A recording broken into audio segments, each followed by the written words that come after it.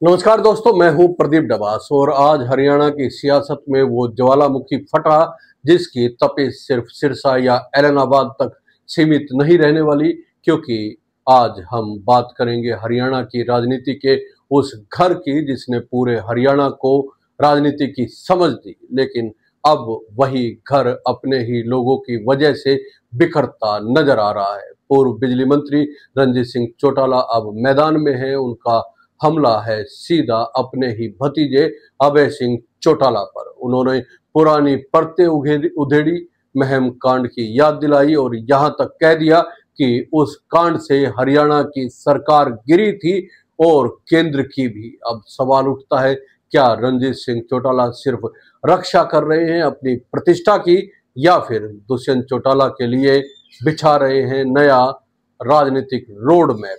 दोस्तों, आज हम सवाल बहुत साफ तरीके से पूछ रहे हैं।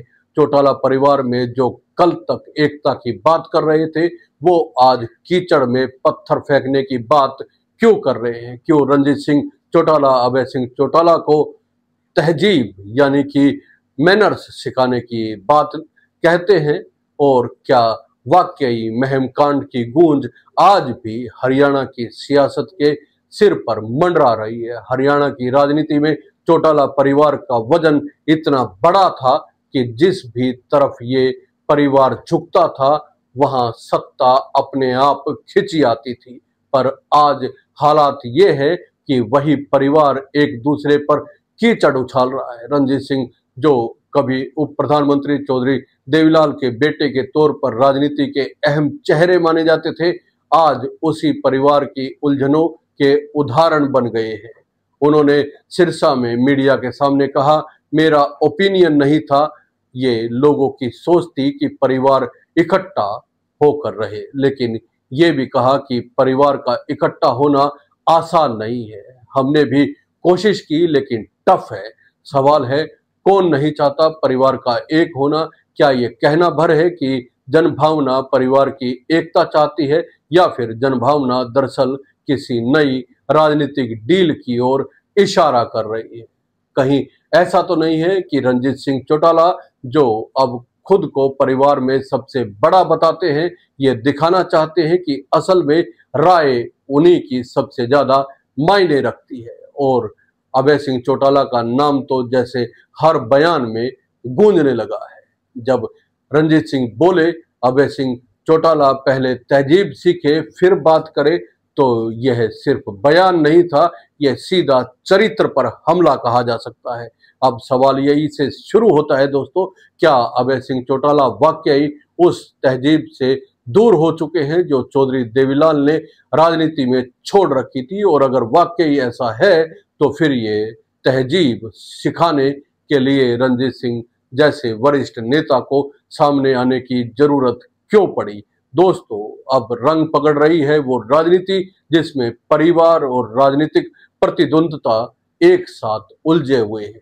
कभी नेता प्रतिपक्ष रहे अभय सिंह चौटाला अब अपने ही चाचा पर आरोप लगाते हैं कि उन्होंने देवीलाल को धोखा दिया, और अब वही रणजीत सिंह पलटवार करते हैं। महम कांड का किरदार कौन था? और यह सवाल हरियाणा की राजनीति में कम नहीं पड़ने वाला है।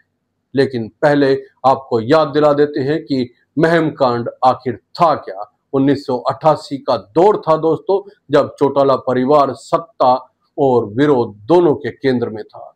वो आंदोलन जिसमें गोलियां चली, लोग मरे और हरियाणा की सरकार गिर गई। रणजीत सिंह का दावा है कि महम कांड इतना बड़ा था कि उससे केंद्र की सरकार भी हिल गई थी। यहां तक कि वीपी सिंह ने चौधरी देवीलाल को बुलाकर कहा था, अगर ओम प्रकाश चौटाला ने इस्तीफा नहीं दिया तो मैं राष्ट्रपति से मिलने जाऊंगा। अब ये गंभीर बात है, क्योंकि इसका मतलब है रणजीत सिंह खुद स्वीकार कर रहे हैं कि उस वक्त परिवार के फैसलों ने ही सत्ता को डगमगाया था। उनका कहना है कि लोगों ने ऐलनाबाद में जवाब दे दिया, 15,000 वोट से हराया।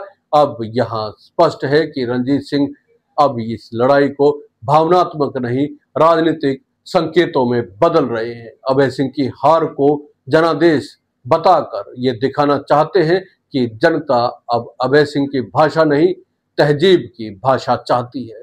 पर क्या जनता ने वाकई तहजीब को वोट दिया था या विकास और नाराजगी के मिश्रण से चौटाला खेमे के एक हिस्से को हराया था?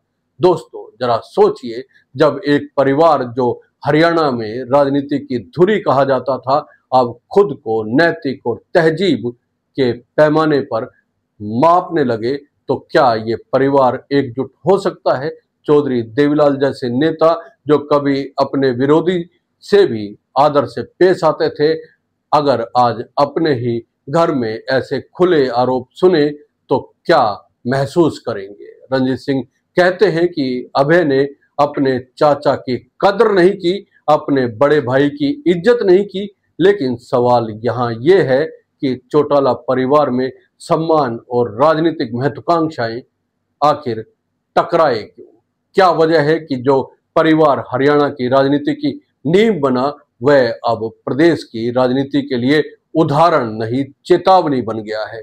यहाँ राजनीतिक जानकारों का मानना है कि परिवार का टूटना सिर्फ असहमति की वजह नहीं, बल्कि नेतृत्व की दिशा खो जाने का परिणाम। दुष्यंत चौटाला जो युवा चेहरा के रूप में उभरे, लेकिन अब वो अपना राजनीतिक अस्तित्व और पार्टी के लिए जमीन बचाने में लगे हैं। अभय जो विपक्ष की भूमिका में सबसे मुखर चेहरा बनना चाहते थे, अब खुद अपने घर के बयानों में कमजोर पड़ते जा रहे हैं। और रंजीत सिंह जिन्हें अनुभव और उम्र दोनों में बड़ा कहा जाता है, अब शायद इतिहास और भविष्य के बीच में रस्साकसी में खुद को साबित करना चाहते हैं। कहीं ऐसा तो नहीं है कि पूरा विवाद असल में राजनीतिक उत्तराधिकारी तय करने की लड़ाई में है? क्या रंजीत सिंह अपने पोते के लिए जमीन तैयार कर रहे हैं?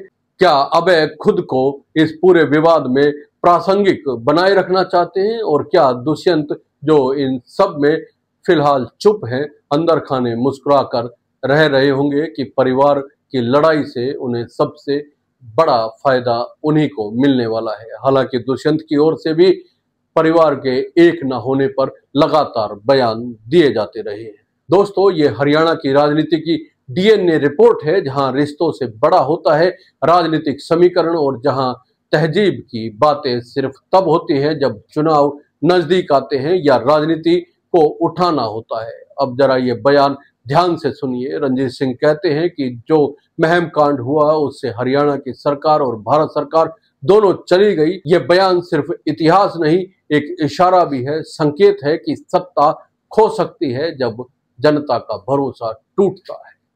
आपका क्या मानना है दोस्तों? कमेंट करके जरूर बताइएगा। और ये विश्लेषण आपको अगर पसंद आया है तो लाइक कीजिए, शेयर कीजिए और चैनल को सब्सक्राइब करना ना भूलें। जय हिंद, नमस्कार।